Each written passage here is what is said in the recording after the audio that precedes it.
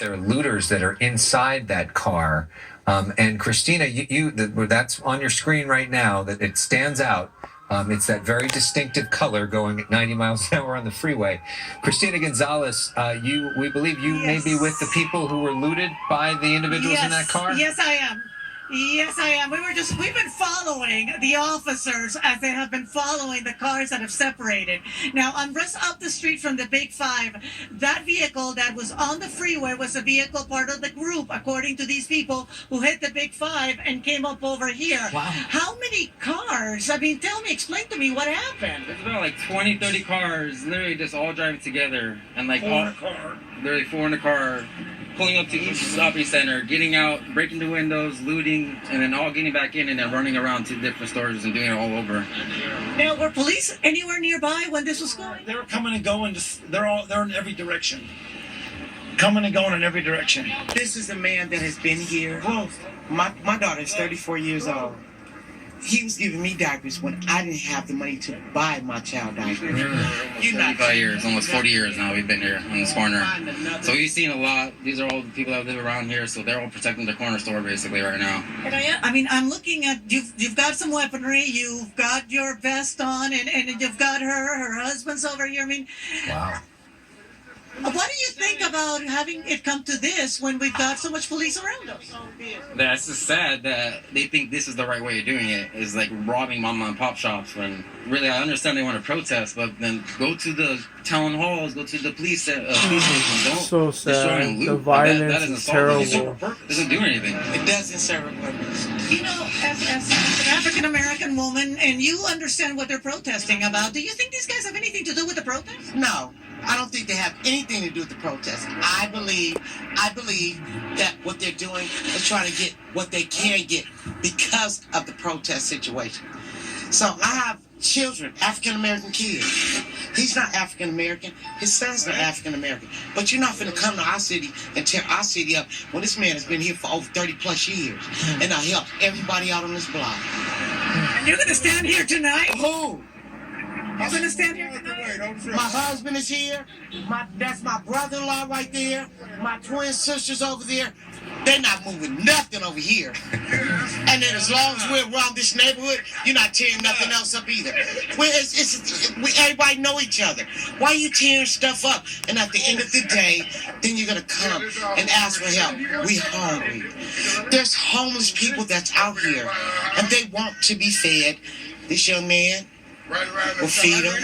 All these residents, they feed them. Why would y'all want to tear up the city? And you know what I've noticed? They didn't come from here. They coming from South Central. That's where they coming from. So what makes you think that? Because I have friends. I have a lot of friends out here. He knows a lot of people too. Nobody's coming to destroy his store. These are people that we've never seen. You ain't tearing up nothing. Now, one of the things, let's look across the street, because what is happening is people are just boarding up. That is the 98-cent discount store, and they're having to board up. They got hit.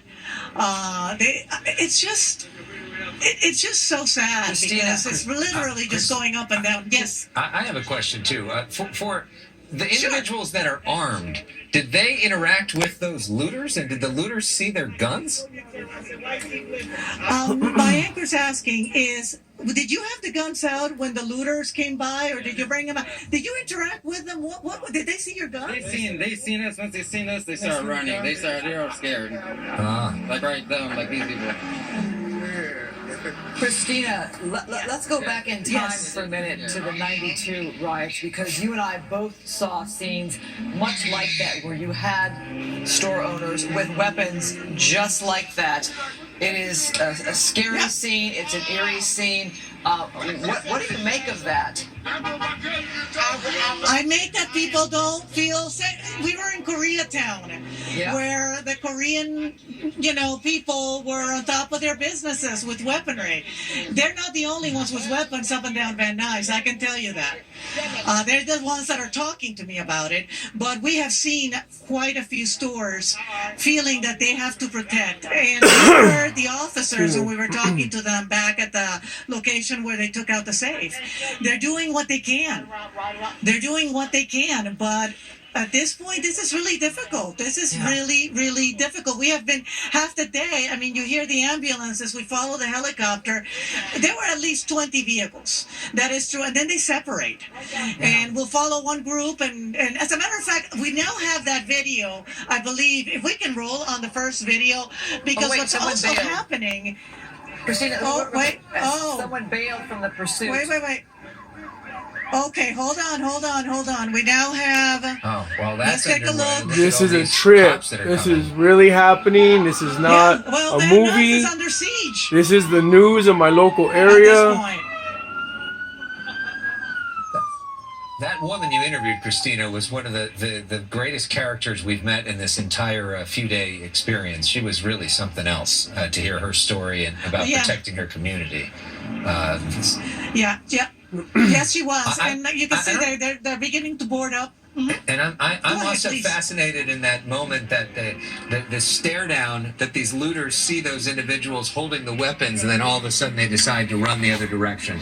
Christina, we're going to get back to you in one second. We want to reset things as it's now 6:30. This is the LA riots, man, I'm and with Christine Divine. Here are it's some of the headlines crazy that we're following right now. because, you we're know, seeing active looting in Hollywood. Also there's a active looting in protest Van Nuys. concerning Riverside George Sheriff, Floyd, Chad you know, Bianco, and I respect took a that. knee I don't like with what happened to George protesters Floyd, and but Haley Winslow. the Live looting on our that's air was a happening remarkable moment is that outrageous. de-escalated some You'll tension see in the why. Inland Empire. You guys We remember also that saw lady you saw, protesters right? block the Talking like, 405 oh, we freeway got in this, Westwood. That's and where our Bill no Melugin one's is moving standing by. nothing. We've seen protests Man, in Orange as County soon as they and try the to Inland watch, you're gonna Empire. see. Bill Schuman is It's a in trip. Anaheim. We're Let's hearing see. about some potential problems in Anaheim. We'll get to that in a moment. And another headline of the day, a new autopsy showing that George Floyd died of asphyxia. This is an autopsy ordered by the family.